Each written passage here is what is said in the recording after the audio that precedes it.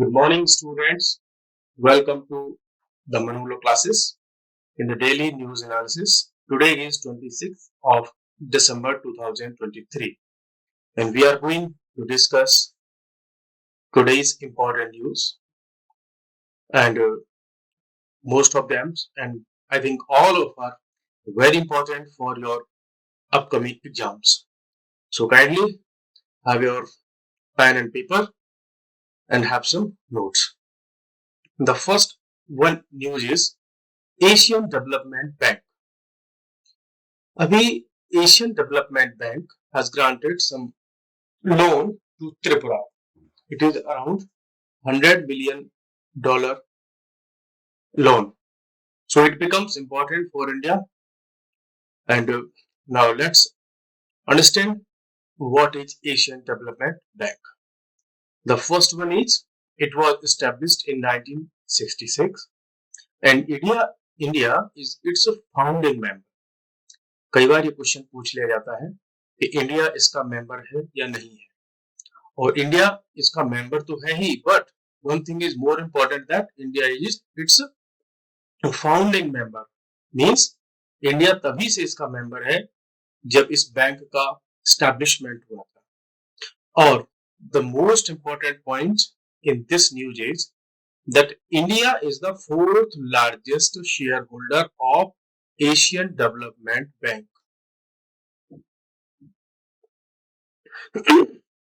Members are इसके members कौन कौन होते हैं members are developing countries from Asia means developing कहीं और का भी कोई और कॉन्टिनेंट का भी मेंबर इसका मेंबर हो सकता है अदर कंट्री और डेवलपिंग कंट्रीज फ्रॉम एशिया इसके मेंबर हो सकते हैं मींस अदर देन एशिया भी इसके मेंबर्स हो सकते हैं तो यहां से आपके लिए इंपॉर्टेंट क्वेश्चन रेज होता है that the members of the Asian development can be only from Asia or from other continents also.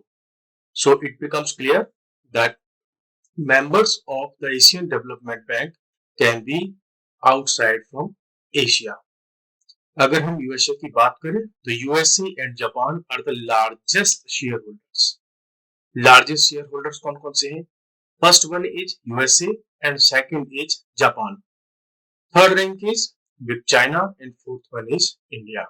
ये जो शेयर होल्डर के बेसिस पर when we calculate the importance of the shareholder, then USA is the first, Japan is second, China is third one, and India is fourth largest country in the matter of shareholding. Okay, India इसका member है. It assist. अब इसका main function क्या है इस bank का तो ये अपने मेंबर्स को और पार्टनर्स को असिस्ट करती है कि इसमें लोन प्रोवाइड करने में टेक्निकल असिस्टेंस प्रोवाइड करने में ग्रांट्स के रिगार्डिंग में इक्विटी इन्वेस्टमेंट्स के रिगार्डिंग में और to promote social and economic development.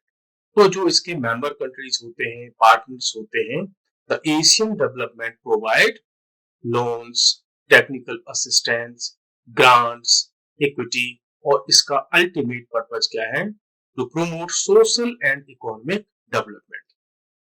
Both type of development is promoted. So the next news is Namdapha flying squirrel. You know, in some last news analysis, we have already discussed that what is Namdapha flying squirrel. It was in news. आपको पता है that some जो researchers की team है वो काफी दिन से एक टूर पर थे टू फाउंड द फुटप्रिंट्स और some information about flying squirrel that is Namdapha flying squirrel और ये ऐसा पहली बार इस बार हुआ कि after 42 years we found the existence of flying squirrel that is Namdapha flying squirrel. Otherwise in last 42 years it was not seen by anybody in that region where it is endemic और इसकी जो अब हम important points की बात करें तो ये नॉक्टर्नल है मींस नाइट में ये मोस्टली विजिबल होती है निकल के आती है endemic to north eastern India means ये एंडेमिक है नॉर्थ ईस्ट इंडिया के लिए जैसे कि आपका अरुणाचल प्रदेश वाला रीजन है उधर और एक इंपॉर्टेंट बात इसकी ये है कि ये मैमल है। नाम भले इसका फ्लाइंग स्क्वेरल है, तो आपको लग रहा होगा कि it may be a bird, but keep it in mind that it's a mammal. Okay, IUCN status की अगर हम बात करें तो इट हैव क्रिटिकली एंडेंजर्ड। इसका स्टेटस कैसा है? क्रिटिकली एंडेंजर्ड है, मींस ये अगर इसको कंजर्व नहीं किया गया तो it may become extinct like dodo bird was extinct from Mauritius. Okay, इसकी रेंज की बात करें तो मोस्टली जो नामदफा नेशनल पार्क है वो अरुणाचल प्रदेश में है और वहीं पर ये पाई जाती है। That's why it's name is Namdapha flying squirrel. Habitat की बात करें तो इतना डिटेल में आपके में एग्जाम आएगा नहीं, बस आपके लिए इंपॉर्टेंट है कि इसकी थ्रेट्स क्या है। इसके लिए तो पोचिंग है और हैबिटेट लॉस है इसकी लाइफ के लिए जो थ्रेट्स है। Now let's move on the next important news, that is Padma awards.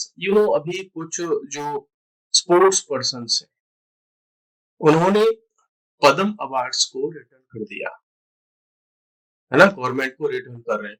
तो पद्म अवार्ड्स क्या है, इस समय लाइमलाइट में है और अभी आने वाले रिपब्लिक डे पर पद्म अवार्ड्स को उनका जो है अनाउंसमेंट भी होने वाला है, उनका डिस्ट्रीब्यूशन भी होगा 26 जनवरी पर। तो ये इंपॉर्टेंट हो जाते हैं हमारे लिए। Okay, so now let's understand what are the Padma Awards.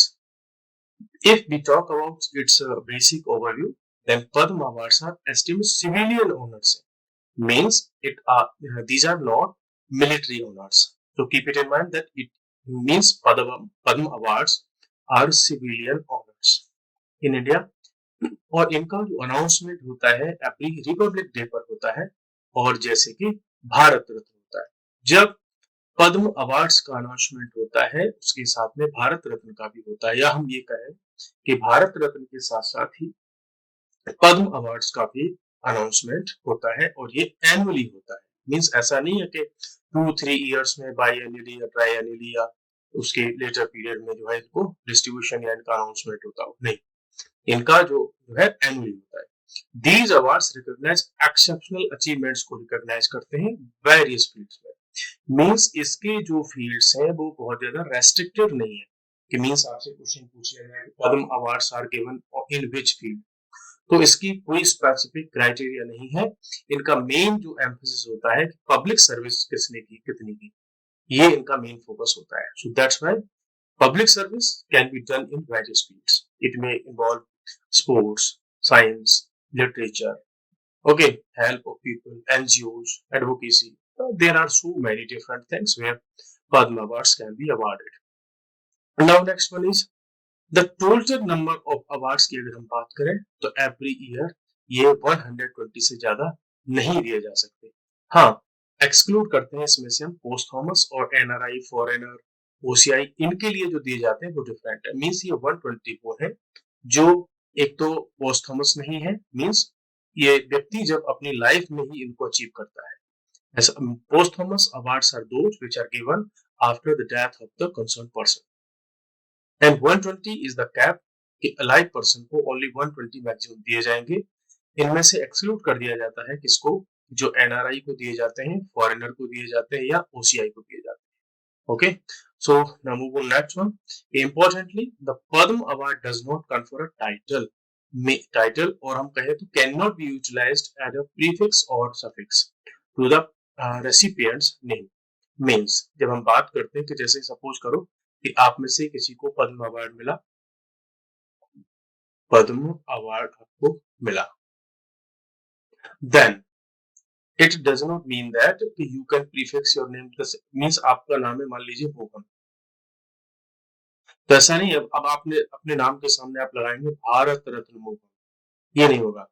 आप ऐसा भी नहीं करेंगे तो मोहन आपका नेम है और आप अपने नेम के सामने लगाएंगे पद्म विभूषण मोहन, नो, इस तरीके से प्रीफिक्स और पोस्टफिक्स आप सफिक्स यूज नहीं कर सकते जब भी आपको अवार्ड्स मिल जाते हैं। ये इसके क्या है, रूल्स है। अगर हम कैटेगरीज की बात करें पद्म अवार्ड्स में तो पद्म विभूषण ये नंबर 1 पर आता है। मींस पद्म अवार्ड्स को हम 3 कैटेगरी में बांटते हैं।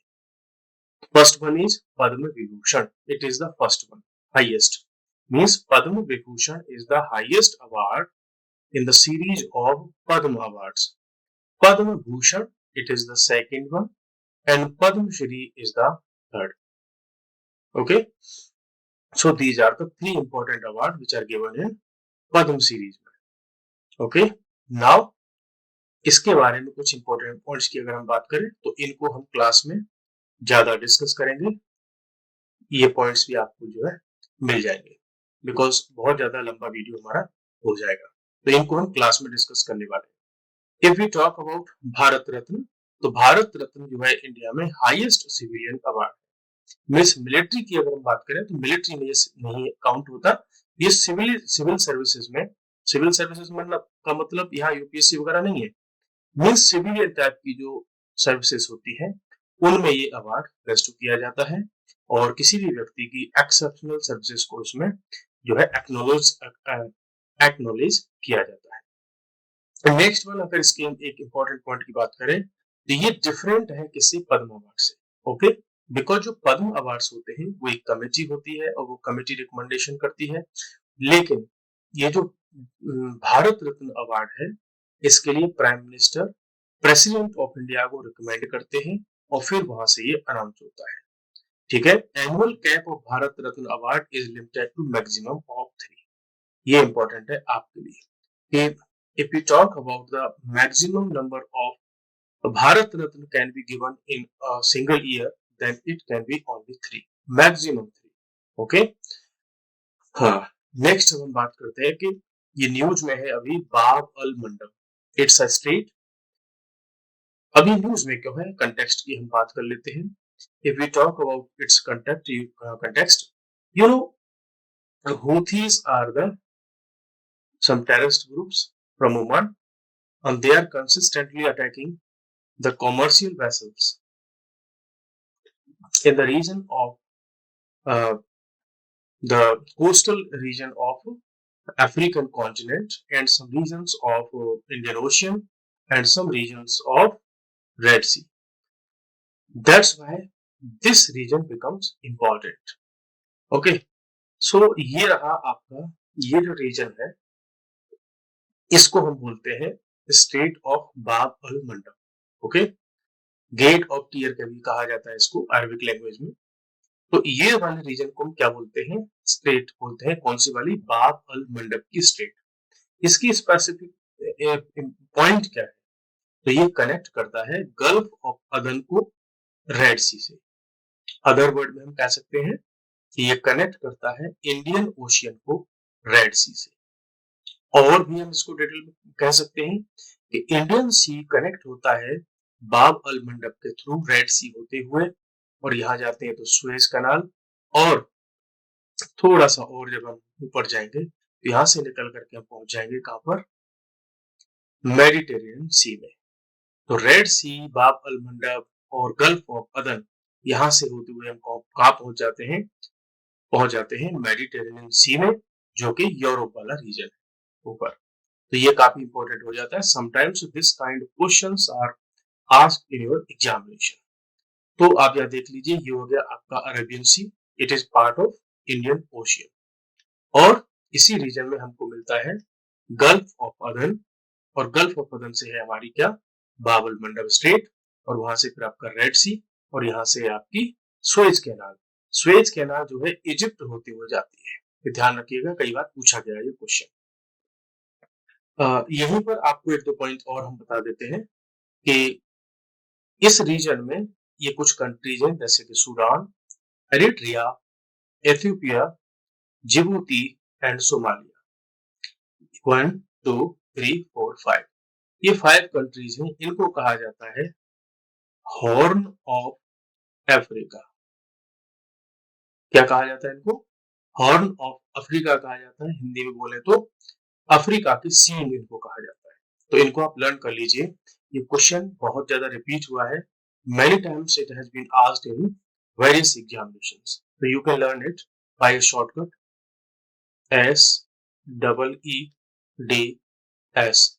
तो ये क्या होगा, सूडान, एरिट्रिया, एथियोपिया, जिबूती, ये जिबूती, और सोमालिया। तो सीड्स से आप लर्न इसको माइंड में रख सकते हैं कि हॉर्न ऑफ अफ्रीका में कौन कौन से कंट्रीज शामिल होते हैं।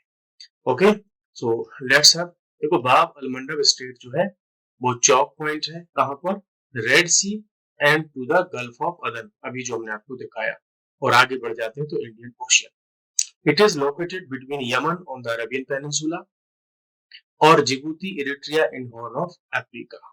वेंस, इसको आप मैं आपको पिक्चर पर दिखा देता हूँ कि इधर अरबियन पेनिनसुला में तो हम ये यमन है इस साइड में, और इस साइड में आपके ये हॉर्न ऑफ अफ्रीका वाले नेशन है। इसको आप लर्न रखिएगा, इंग्लिश में जो है अरबिक वर्ड में इसका मीनिंग होता है गेट ऑफ टीयर्स। बाकी इसको हम डिटेल में डिस्कस करेंगे क्लास में। नेक्स्ट वन इज पाट मित्रो। पाट मित्रो एक अभी जो है मोबाइल एप्लीकेशन है, इसको लॉन्च किया है गवर्नमेंट ने, और गवर्नमेंट की भी एक जो है कंपनी है जिसका नाम है jute corporation of India limited, इसने इसको लॉन्च किया है। तो मींस एक नया सा नाम है, it can become important for your examination. इसका मेन वर्क क्या है, the app is design to support jute farmers. अभी लास्ट कुछ जो एपिसोड में हमने जूट के रिगार्डिंग में डिस्कस किया था, क्लास में भी हमने जूट को डिस्कस किया था, बिकॉज जूट जो है इंडिया की एक बड़ी इंडस्ट्री है और बहुत सारे लोगों को ये एम्प्लॉयमेंट प्रोवाइड करवाता है। इंडिया में बहुत सारी इससे जो है फॉरेन इनकम भी जनरेट होती है, so it become very important. ये जो है इंपॉर्टेंट जो इंफॉर्मेशन होगी किसी फार्मर को एग्रोनॉमी के रिगार्डिंग में, मिनिमम सपोर्ट प्राइसेस के रिगार्डिंग में, और कैसे एग्रीकल्चर में क्या लेटेस्ट प्रैक्टिसेस हैं, वो सब इसमें प्रोवाइड की जा रही है। और अभी ये 6 लैंग्वेजेस में अवेलेबल है। तो ध्यान रहे कि जो पाट मित्रो जो है ये जूट से रिलेटेड इंफॉर्मेशन प्रोवाइड कराता है और जूट से रिलेटेड फार्मर्स को ये अवेलेबल है। Next important news is the rare black tigers. Means अभी हमको कुछ ब्लैक टाइगर्स की रिगार्डिंग में इंफॉर्मेशन मिली है, और ये काफी इंपॉर्टेंट हो जाता है कि वर्ल्ड में अगर हम बात करें तो सबसे ज्यादा जो ब्लैक पिगमेंट है उसके रिलेटेड जो टाइगर्स है वो इंडिया में ही मिलते हैं, उससे ज्यादा ब्लैक टाइगर कहीं और नहीं मिलते। और ये कहाँ मिलते हैं, सिमलीपाल टाइगर रिजर्व। तो ये देखो वर्ल्ड के लिए इंपॉर्टेंट हुआ कि नहीं, तो it becomes very important even at world level that black kind of tigers are found in Similipal tiger reserve in Orissa. Okay, now let's move on. अगर हम सिमलीपाल टाइगर रिजर्व की बात करें तो ये नेशनल टाइगर रिजर्व कैसा है, ये कोई नॉर्मल पार्क नहीं है, बल्कि ये नेशनल इंपॉर्टेंस का एक टाइगर रिजर्व है। और नेशनल पार्क कहां पर है, ये Mayurbhanj district of Orissa. Similipal tiger reserve की अगर हम बात करें तो world's highest sightings of melanistic का मतलब है यहाँ पे ब्लैक टाइगर्स यहीं पर हमको मिलते हैं। एक इंपॉर्टेंट पॉइंट आप और ले लीजिए कि प्रोजेक्ट टाइगर कब स्टार्ट हुआ था, ये बहुत इंपॉर्टेंट क्वेश्चन है, आप इस पर स्टार बना लीजिए, नोट कर लीजिए। Many times it has been asked. तो प्रोजेक्ट टाइगर को 1973 में जो है स्टार्ट किया गया। इसका मेन काम क्या था, आज भी इसका मेन वर्क क्या है, the main work or the main emphasis which is given by the project tiger is to conserve, promote, nurture the tigers in India. Now we have some questions for you, these are very important questions. The first one is what is the name of carbon tax? एक carbon tax अभी United kingdom introduce करने जा रहा है, और जो कि imports of materials like steel and aluminium ऐसे प्रोडक्ट्स पर वो लगाने जा रहे हैं क्या, कार्बन टैक्स, जिसको क्या कहा जाएगा, कार्बन बॉर्डर टैक्स। मींस इसका मतलब है कि ये ऐसे प्रोडक्ट्स पर कार्बन बॉर्डर टैक्स लगाएंगे जिनसे कार्बन का एमिशन हुआ होगा। तो means the products when they are manufactured or produced, if carbon dioxide or the emission of carbon is also produced, then the United Kingdom is going to impose carbon border tax. Next one is अभी हरियाणा ने क्या किया है, Haryana emerge victorious in the Vijay Hazare trophy. जो विजय Hazare trophy है उसको win किया है किसने, हरियाणा इसमें विजेता रहा, और डिफीट में जो हुआ वो हुआ Rajasthan. So keep it in mind because Vijay Hazare Trophy in India very important trophy. Vijay Hazare Trophy is related with which sports? So it's related with cricket, और Vijay Hazare trophy is also known as the Ranji one day. Normally जो India में जो Ranji trophy है, वो बहुत important है India में, ठीक है. और इसके बाद अगर हम कोई बात करते हैं तो विजय हजारे ट्रॉफी को ये कहा जाता है कि ये भी रणजी ट्रॉफी है किसकी? वनडे मैच की. Next one is which country presents the international gender equality prize. ऐसा कौन सा कंट्री है जो जेंडर इक्वालिटी प्राइज जो है इंटरनेशनल लेवल पर डिस्ट्रीब्यूट करता है, अनाउंस करता है? तो ये है आपका फिनलैंड. तो जेंडर इक्वालिटी से रिलेटेड प्राइजेस ये देता है, और अभी जो है इसका जब प्राइज आएगा तो हम इसमें बताएंगे कभी जो है किसको ये मिला है, वो सब भी हम डिस्कस करेंगे क्लास में. और what is the name of the potato disease. अभी क्या है कि पंजाब में बहुत ज्यादा पोटैटोज में डिजीज हुई है और उससे फार्मर्स का बहुत बड़ा लॉस हुआ है. तो ये इकोनॉमी और ज्योग्राफी उस टाइप के जो क्वेश्चंस होते हैं, एग्रीकल्चर उससे रिलेटेड क्वेश्चन होते हैं, वहां पर जो वेजिटेबल्स या प्लांट्स या क्रॉप्स उनके डिजीजेस को बड़ी आसानी से पूछ लिया जाता है एग्जाम्स में. तो जो पोटैटो से रिलेटेड डिजीज है that is late blight. Okay, क्या होता है, ये कैसे होता है, वो सब हम क्लास में डिस्कस करेंगे. Next one important question is whose forthcoming memoir is titled 4 Stars of Destiny. ये एक मेमोर लिखी है अपनी, या मीन्स बुक लिखी है किसी व्यक्ति ने. तो कौन है वो व्यक्ति? तो उनका नाम है फॉर्मर जनरल एम नरवणे. आपको पता होगा कि एम नरवणे साहब जो है has been the chief of army in recent years. Okay, now let's answer that who is the current chief of Indian army. आप इसको कमेंट में रिप्लाई करिए कि करंट चीफ ऑफ आर्मी कौन है. Next important news becomes that is किसान दिवस. Okay, और नेशनल फार्मर्स डे. ये काफी इंपॉर्टेंट रहा. इसमें जो इंडिया के बड़े बड़े जो लीडर्स हैं उन्होंने भी इसमें होमेज पे किया और इसको सेलिब्रेट भी किया. किसको? किसान दिवस को. किसान दिवस मीन्स नेशनल फार्मर्स डे को. कब? 23 दिसंबर को. ये एवरी ईयर सेलिब्रेट किया जाता है. क्या? National farmers day. और ये किसको ऑनर देने के लिए होता है? ये होता है इंडिया के 5th प्राइम मिनिस्टर चौधरी चरण सिंह. तो चौधरी चरण सिंह जो थे उनके रेस्पेक्ट में इस डे को हम क्या करते हैं? सेलिब्रेट करते हैं as a national farmers day. So guys, today we have numerous important points and various important questions which are very relevant for your examination. So today we are going to finish it and we are going to meet you again in the next session tomorrow. तब तक के लिए bye bye. Thank you very much.